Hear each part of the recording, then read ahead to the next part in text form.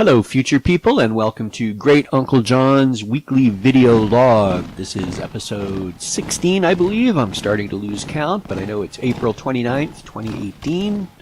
We are nicely into spring. The snow is gone. The lining is out of the winter coat and being worn as a spring jacket. A hat and scarf are too much on most days. So it's nice to see the good weather has arrived, or is at least on our doorstep. Many people seem to hang their happiness on the weather, but Great Uncle John tries to take each day on its own merits and just be thankful to still be breathing.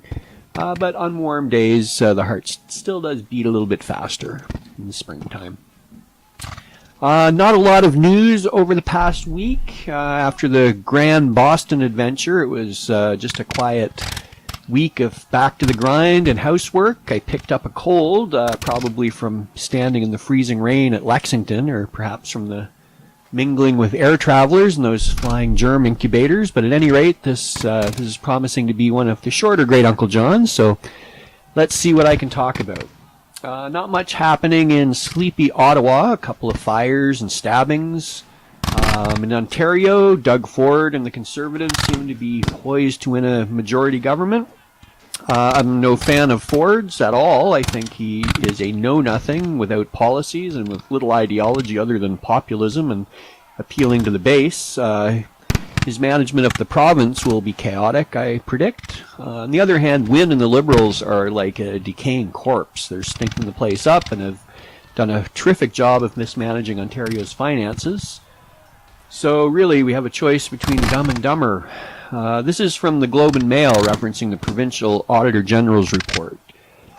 This week's review of the Ontario government's pre-election financial report from the Provincial Auditor General confirmed what the Globe and Mail reported last week.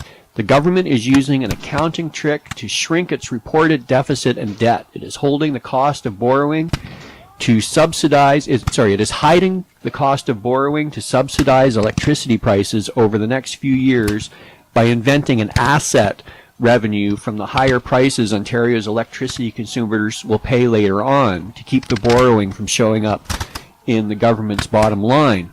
Auditor General Bonnie Lysyck's review concludes that the pre-election report is not a reasonable presentation of Ontario's finances. Her concerns deserve wide attention, not just in Ontario, but throughout Canada.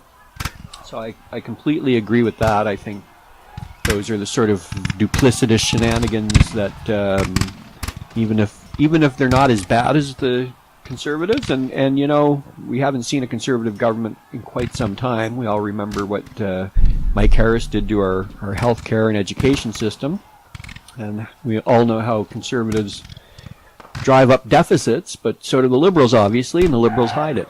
I think the Conservatives will hide it as well, but no, I've been down on the Liberals for a long time anyway, ever since they corralled and beat and arrested protesters at the G7 in Toronto many years ago.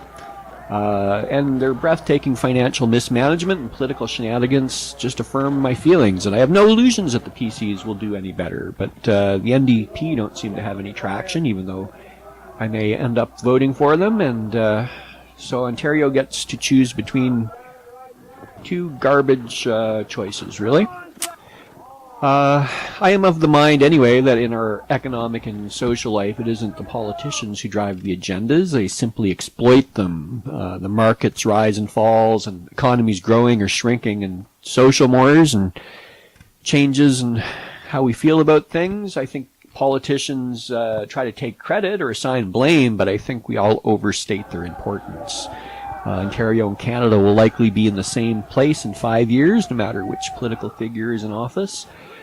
In the United States, the economy has been doing all right, and our economy is like a branch plan of the U.S., so we need to cheer them on and wish them well, and Trump will take the credit, but really, does anyone think that that traitorous buffoon has anything to do with it, other than provoking some market swings with his erratic tweets?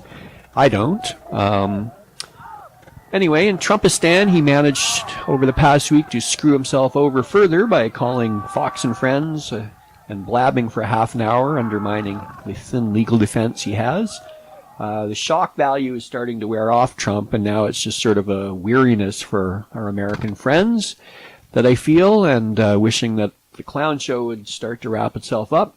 Of course, the thought of a Mike Pence lame duck presidency isn't much fun, despite what I just said about all of us overemphasizing the importance of politicians. I do believe the economy and society runs largely on hope and morale, and a religious kook like Pence would keep that in the toilet for a couple more years. But maybe the FBI has some stuff in Pence, too, and they'll all go down at the same time. It would be nice to see the Democrats take a stranglehold of Congress in November so they can apply the brakes on the madness, but I think that looks possible. We'll see. But I'm a terrible predictor of politics. In the world, it looks like North Korea and South Korea are making some serious headway towards peace and possible unification.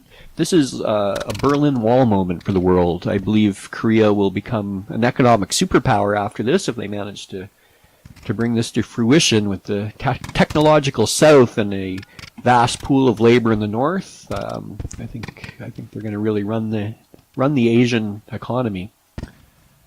Trump is trying to take credit, but that's okay with me. I want to see the Koreas come together and the American economy doing well, and if Trump happens to be tweeting in his bathrobe when this is happening, that's fine. You future people have the context. The books will have been written, and the movies have been screened, and the TV shows have been aired.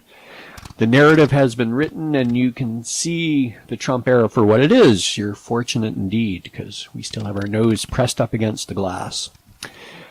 As for a YouTube update, I believe I am getting close to regaining my monetization. I am over 1,000 subscribers, and my yearly watch time is within a few dozen hours of the 4,000 hour bar, so maybe by this time next week I will have my ads back up and running. Yay.